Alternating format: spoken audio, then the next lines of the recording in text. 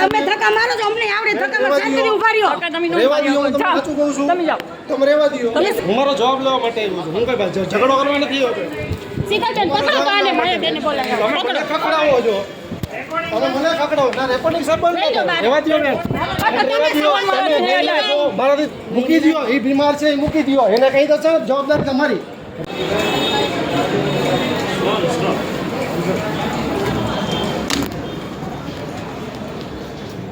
મારી રજૂઆત હતી સાહેબ વિભાગમાં ચર્ચા કરવા આવ્યો તમારી હવે શું ચર્ચા કરી મેં ફોનમાં બહાર લઈ લો એટલે ફોન સર ચાલુ છે એટલા માટે એ જરૂરી છે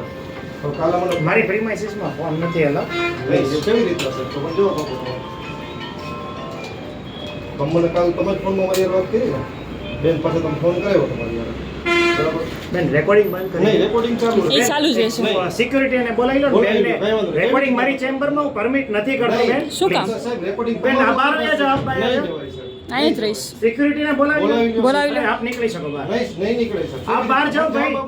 અરે ભાઈ આપ બહાર જાઓ આપની અરજી છે એનું કાર્યવાહી કરવામાં આવશે આપ બહાર નીકળો ભાઈ સિક્યુરિટીને બોલાવી લે લેડી સિક્યુરિટી બોલાવેલા બેનને બહાર લઈ જાય કરી છે મને એનો જવાબ આપી દો તમે ભાઈ મારે જે કાર્યવાહી કરવી છે તમે મને ખખડાવો છો તો એ બેન તમારા માટે જરૂરી છે કે હું રજૂઆત કરવા માટે જવાબદાર વ્યક્તિ તરીકે હું જરૂરી છે ભાઈ તમે જાઓ અત્યારે અને બેન રેકોર્ડિંગ બંધ કરી દેજો તમે બહાર લઈ લો બેન રેકોર્ડિંગ કરે છે ઉભા રહ્યો એક મિનિટ બેન બહાર શા માટે પણ શા માટે બહાર લઈ લો બેન પોલીસને બોલાવો સાહેબને બોલાવો બોલાવો ચાલો સાહેબ તમે મૂકી નહીં એ મારા વાઇફ છે તમે ટચ નહીં કરો પહેલા તમે વસ્તુ ટચ તો થાશે જ નહીં સાંભળો બેન બેન લેડીઝ તરીકે તમને કહું છું બોલાવી લો કેમેરો બંધ કરી દો નહીં, બેન બંધ કરો ફોન તમને જવાબ નહીં થાય. આપવાનો હોય જાવ હું નથી એલાવ કરતો ભાઈ મારે જવાબ નથી આપવો તમને શા માટે નો જવાબ ટચ. શા માટે? ભાઈ શા માટે? બોલાવો. મારે નથી આપવો જવાબ ભાઈ તમે મને કાલે મારે ફોનમાં નથી જવાબ આપવો તમે આપણે જઈ શકો છો નહીં આપના કાગળ અન્વયે કાર્યવાહી કરવામાં આવશે તમે મને બોલાવ્યો તો સાહેબ તમે આપના કાગળ અન્વયે કાર્યવાહી કરવામાં આવશે તમે બેન મને બોલાવ્યો છે હું નથી આવ્યો ઉભા બહાર રહ્યો આવતા રહ્યો બેન ઉભા ઉભા રહ્યો રહ્યો. મને સાહેબ કે એટલે મારી નહીં ઉભા રહ્યો નહીં જો એમ બેન રહેવા ઝાલા દ્યો. સાહેબને બોલાવી લો નીચે બોલાવી લ્યો કઈ વાંધો નહીં બોલાવી લ્યો એને વાત દ્યો તમે બેન, આ વસ્તુ રહેવા દેજો કરો, મારી ચેમ્બરમાં નહીં કરો નહીં ચેમ્બરમાં રહેવા દેજો બેન બહાર આવતા રહ્યો ને સાહેબ કે ખબર નથી રહેવા પડતી દેજો બેન ઈ રહેવા દ્યો તમે ઈ બધું રહેવા દ્યો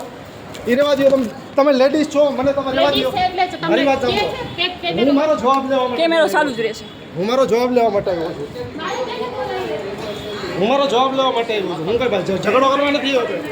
સીતાચંદ પકડો તો આને મારે બેને બોલાવો તમે મને ખકડાવો છો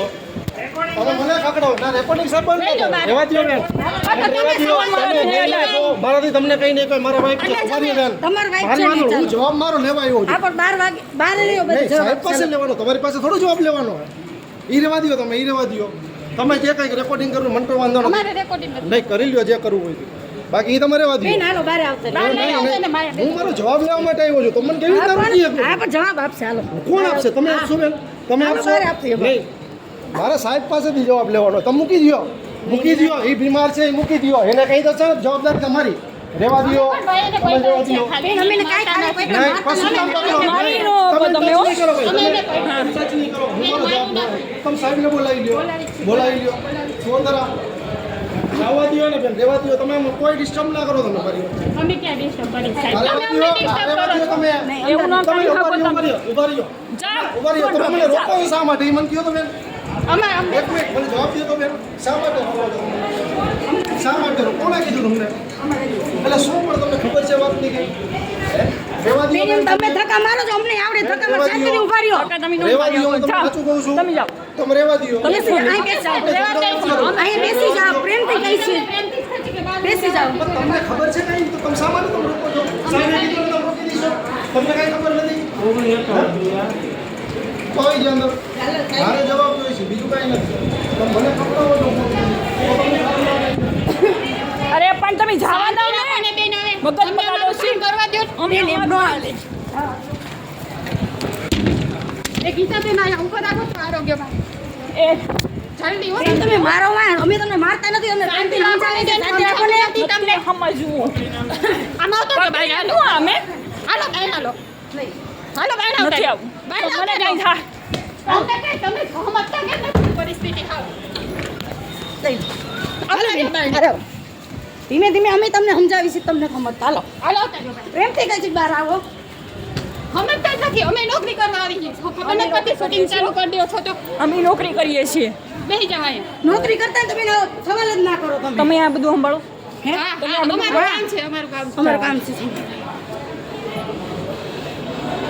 બીજા બેસી જાવ, રસ્તામાં ન ઉભા રહો, બેસી જાવ બધાય.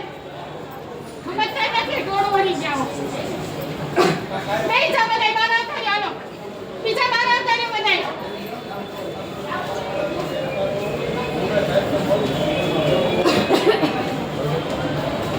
એ બીજી બાયું બહાર આવતી રહ્યો, હાલો. બેન સાઈડમાં જતા બહાર આવી જાઓ સાહેબ, તમે એક અંદર છો. અને ગીતાબેન, આ બેન છે ને અમને 2-3 વાર ધક્કા મારીને અમારે અમને ધક્કા મારે એ કાંઈ નહીં. ઝઘડો ન કરો શાંતિ તો રાખો અંદર બીજા ભાઈ એને ના બેહી જાઓ બધા બેહી જાઓ સાઈડમાં વળો જાઓ જગ્યાનો એટલે બેહી જાઓ એ બેનો તમે આમ આવતા રહ્યો થોડીક વાર આવતા રહ્યો તમે સાતના જ આવતા રહ્યો બધા આમ ભાઈ બેહાડજો ગીતા બેન બધું ભાઈ અહીંયા બધા એ વસ્તુ નહીં વળો આવતા રહ્યો બધા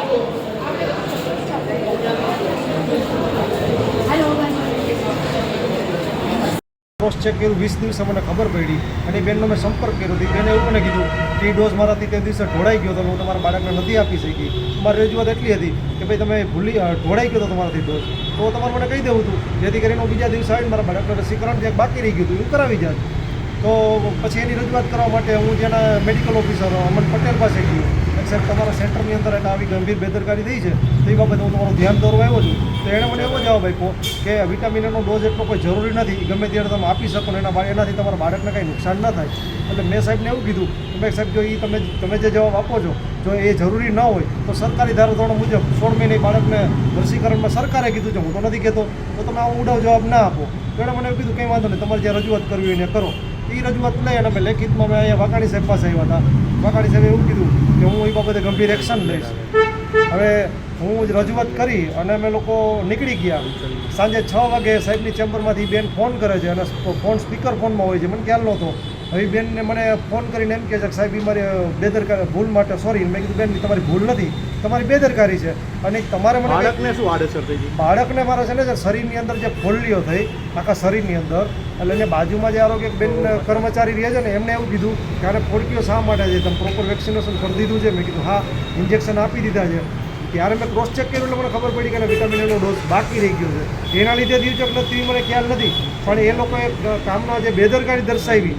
એ બાબતે મેં વાઘાણી સાહેબને રજૂઆત કરી અને સાંજે એ બેન પાસે ફોન કરાવીને મને સોરી કહેવડાવે છે એ બેન સાથે હું વાત કરું છું તો વાઘાણી સાહેબ ફોન સ્પીકર ફોનમાં મારી એમ વાત કરે તમે આર્ગ્યુમેન્ટ ના કરો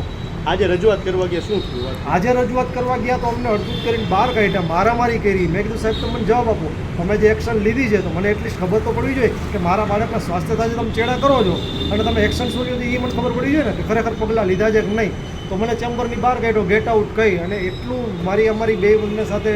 ગેરવર્તન કરી જાણે અમે કોઈ આતંકવાદી હોય અને એમની ચેમ્બરમાં અમે ગન લઈને ઘૂસી હવે ગયા. શું માંગ છે તમારી અમારી માંગ એવું છે કે મને હવે એટલીસ્ટ અહીંયા રજૂઆત કર્યા પછી એક વસ્તુનો ખ્યાલ આવ્યો છે કે આની અંદર સેન્ટરની અંદર જે લોકો છે ને એમની જે જવાબદારી છે એના કરતાં વિશેષ જવાબદારી અહીંના આધારે આ લોકો અહીં છાવરે છે આ વાઘાણી સાહેબની બધા એમના ગ્રાઉન્ડની અંદર જે લોકો કામ કરે છે એના લીધે આ બેદરકારી થાય છે અમારી રજૂઆત એ છે કે હવે એ બે અધિકારીઓ ઉપર અને વાઘાણી સાહેબ પર ઉપર એક્શન લેવાય એવી અમારી માંગ છે.